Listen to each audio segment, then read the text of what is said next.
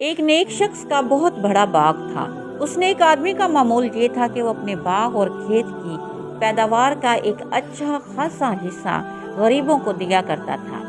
جب اس کا انتقال ہوا تو اس کے بیٹوں نے یہ طے کیا کہ ہمارا باپ بیوقوف تھا جو اتنی ساری پیداوار غریبوں کو دے کر اپنی دولت میں کمی کر دیتا تھا۔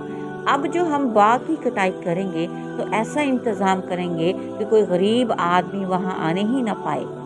اس کے نتیجے میں جب وہ کٹائی کے لیے پہنچے تو اللہ تعالیٰ نے اس کے باغ پر ایک ایسی آفت بھیج دی کہ سارا باغ تباہ ہو کر رہ گیا۔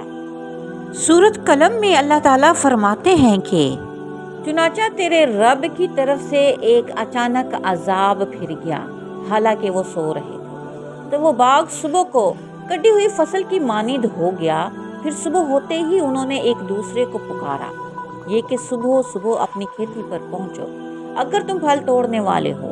چنانچہ وہ چل پڑے اور آپس میں چپکے چپکے باتیں کرتے جاتے تھے کہ آج کوئی مسکین تمہارے پاس باغ میں ہرگز داخل نہ ہونے پائے۔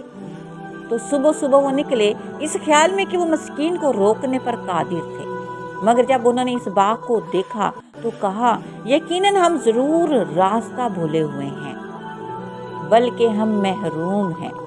ان میں سے بہتر آدمی نے کہا کیا میں تمہیں کہتا نہ تھا کہ تم تسبیح کیوں نہیں کرتے؟ انہوں نے کہا پاک ہے ہمارا رب، بلا شبہ ہم ہی ظالم تھے۔ پھر وہ ایک دوسرے پر متوجہ ہو کر آپس میں ملامت کرنے لگے۔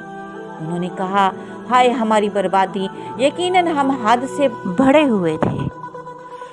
امید ہے ہمارا رب ہمیں اس کے بدلے میں اس سے بہتر باغ دے گا، یقیناً ہم اپنے رب ہی کی طرف راغب ہونے والے ہیں۔ اس طرح عذاب آتا ہے اور یقیناً آخرت کا عذاب اس سے بھی بڑا ہے، کاش وہ جانتے ہوتے۔